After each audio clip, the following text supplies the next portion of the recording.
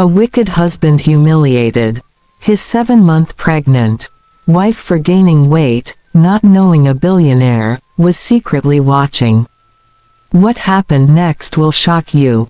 Hello my amazing friends. Welcome back to my channel. Please, come in, sit comfortably, and let your heart be open, because today's story is deeply personal. It's a story about hitting rock bottom, about thinking your life is completely over, and about how the most unexpected light can find you, right in the middle of your darkest moment. This one is my story. But before I go on, please, take a second to hit that subscribe button, like, and share this video with your loved ones. Your support means the world to me, and it helps me keep sharing stories that heal, teach, and inspire. To understand where I am now, I was married to a man named Mark. We had 6 beautiful children, a bustling, chaotic, and loud home that I thought was filled with love. And when I found out I was pregnant with our 7th child, I was overjoyed. Another little soul to add to our wonderful mess. I thought Mark was happy, too. He smiled, he kissed my forehead, but looking back, the light in his eyes had already started to dim. The glow that I thought was our life, well, it was starting to fade, and I was the last one to notice. Sometimes, things don't break with a loud crash, but with 1,000 tiny cracks. That's what it was like. It started with little comments, disguised as jokes. When I'd reach for a second helping at dinner, he'd say, "Whoa there, feeding an army," and chuckle. When I'd complain about my ankle swelling, he'd reply, "Well, they are carrying a heavy load," with a little smirk. They were like little paper cuts. Each one stung, but you tell yourself it's small, it's nothing, you're being too sensitive. But they add up. And soon, you're bleeding without even realizing it. The 7th pregnancy was harder on my body, and I gained more weight than before. My glow was replaced by exhaustion, and his jokes started to have a sharper edge. One day, an invitation arrived. It was for a high-profile charity gala, an event Mark's company sponsored every year. It was a huge deal, black tie, fancy ballroom, local celebrities. In the past, I loved getting ready for it. It was our one night a year to be glamorous. This time, a wave of anxiety washed over me. I was nearly 8 months pregnant, I felt as big as a house, and none of my fancy dresses would even come close to fitting. Mark, however, was insistent. "It's important for my career, Clara. You have to be there. Just find something to wear." There was no excitement in his voice, just an order. A tired, heavy sigh of an order. I spent days searching for a dress. It was a nightmare. Nothing fit right, and every time I looked in the mirror, all I could see were Mark's little jokes staring back at me. Finally, I found it. A beautiful, floor-length sapphire blue maternity gown. It was elegant, it flowed beautifully over my bump, and for the first time in months, when I looked in the mirror, I didn't hate what I saw. I felt pretty, regal, even. On the night of the gala, I did my hair, I put on makeup, and when I walked downstairs, I felt a flicker of my old self. I was nervous, but I was also a little excited. The ballroom was breathtaking. Chandeliers dripped with crystal, the sound of a string quartet filled the air, and people in gorgeous gowns and sharp tuxedos mingled, their laughter like music. For a moment, I was swept up in the magic. Mark took my hand, his grip a little too tight, and started leading me through the crowd, introducing me to his colleagues and their wives. "This is my wife, Clara," he'd say, and I would smile and nod, trying to ignore the way their eyes would flicker down to my large belly and then quickly back up. We were standing in a circle with Mark's boss and some other senior partners. They were all polite, asking when I was due, the usual small talk. I was just starting to relax when Mark's boss, a man named Mr. Henderson, smiled warmly and said, "You're glowing, Clara. Motherhood suits you." And that's when it happened. Mark let out a short, sharp laugh. A laugh that wasn't funny. He squeezed my arm and said, loud enough for everyone to hear, "Glowing. I think the word you're looking for is enormous. I keep telling her if she gets any bigger, she's going to need her own zip code." The world just stopped. The music, the chatter, the clinking of glasses, it all faded into a dull roar in my ears. The polite smiles on the faces of his colleagues froze, turning into masks of awkward discomfort. Someone let out a nervous little cough. I could feel the heat rising in my cheeks, a blush of pure, unadulterated shame. I felt like I was standing naked in the middle of that grand ballroom. He hadn't just made a joke. He had taken my biggest insecurity, the thing he himself had cultivated with his little paper-cut comments, and he had held it up for the whole world to see and laugh at. And they did. A few of them chuckled nervously, not wanting to upset the boss's right-hand man. In that moment, as my eyes darted around, desperately looking for an escape, they met another pair of eyes from across the room. A man was standing alone near a marble pillar. He wasn't laughing. He wasn't smirking. He was just watching. He was tall, impeccably dressed in a tailored tux, but it was his expression that caught me. It wasn't pity. It was something else. A kind of quiet, intense anger on my behalf. A deep, profound respect. Our eyes locked for only a second, but it felt like an eternity. He gave me the smallest, most imperceptible nod. A nod that said, "I see you." And what he did was not okay. Then he turned and walked away. I didn't know who he was, but in that sea of humiliation, that one stranger's glance was the only life raft I had. I don't remember how I got through the rest of the evening. I think I just went on autopilot, smiling a smile that didn't reach my eyes. The car ride home was shrouded in a heavy, suffocating silence. I stared out the window, watching the city lights blur past through my unshed tears. When we got inside, I finally turned to him. "Why, Mark? Why would you do that?" He just shrugged, taking off his jacket. "Oh, come on, Clara. It was a joke. You need to learn to lighten up. You're too sensitive." And that was it. No apology. No remorse. He had publicly stripped me of my dignity, and he didn't even see what he'd done wrong. That was the moment I knew. It wasn't just a crack anymore. My marriage had shattered. I didn't sleep that night. I lay in bed, feeling our baby kick inside me, and I made a decision. I couldn't bring another child into a home where their mother was treated with such casual cruelty. I couldn't let my children, especially my daughters, think that this was what love looked like. The next morning, while Mark was at work, I started packing. I packed for me, and I packed for the kids. It was the hardest thing I've ever had to do, but with every item I placed in a box, I felt a little piece of my own strength returning. Leaving was a blur of tears and logistics. Mark was furious, then dismissive. He was sure I'd come crawling back in a week.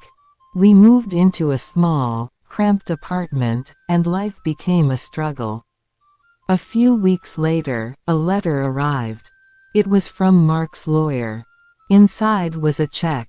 And this is the part that still makes my blood boil. He kept watching me, pretending to care, but deep down, he knew what he had done.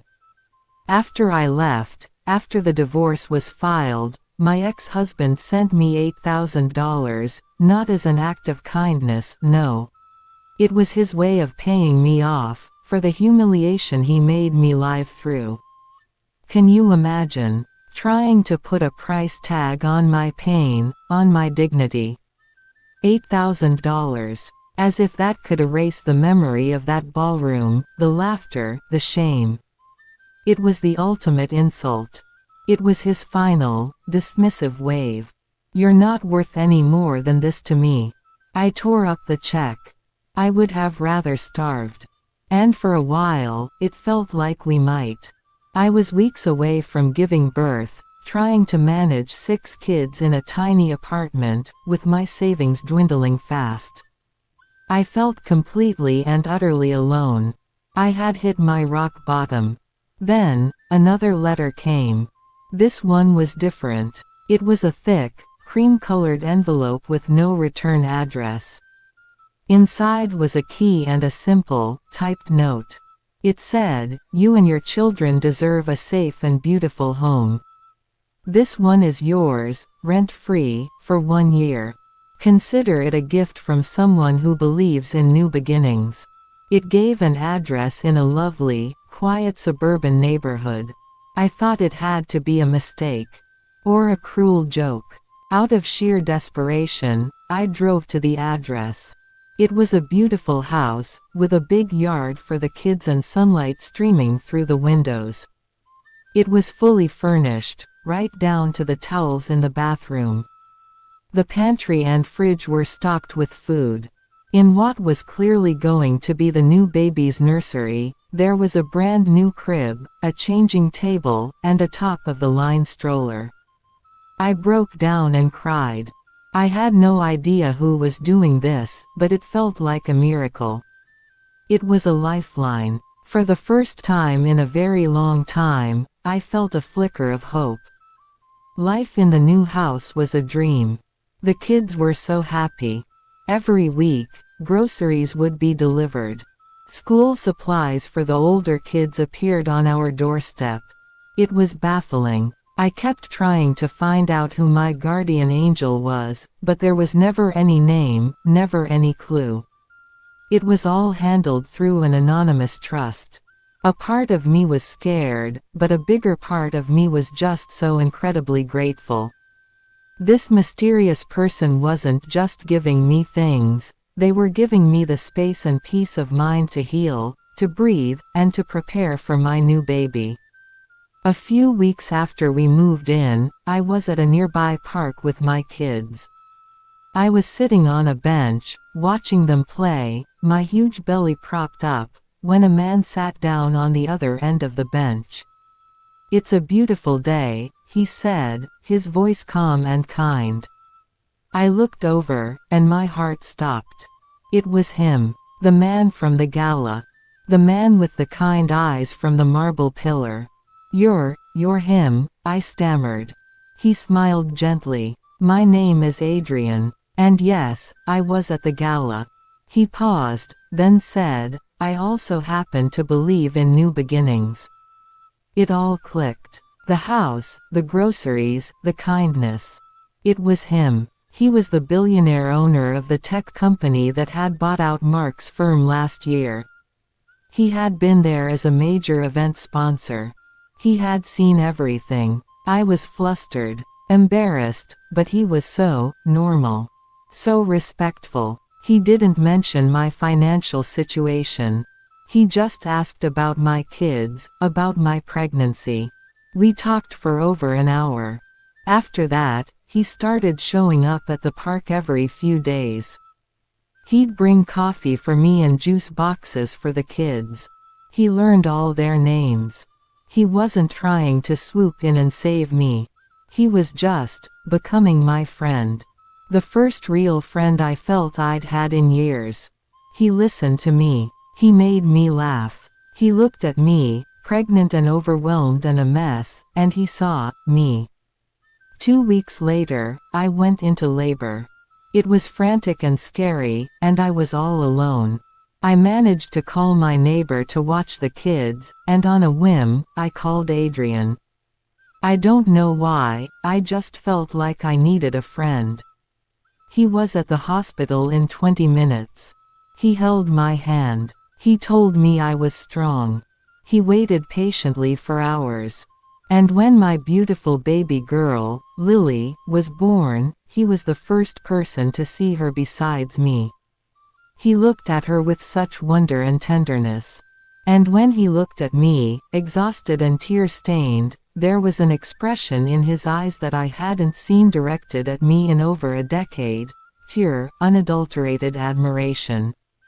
Our friendship slowly, beautifully, blossomed into something more.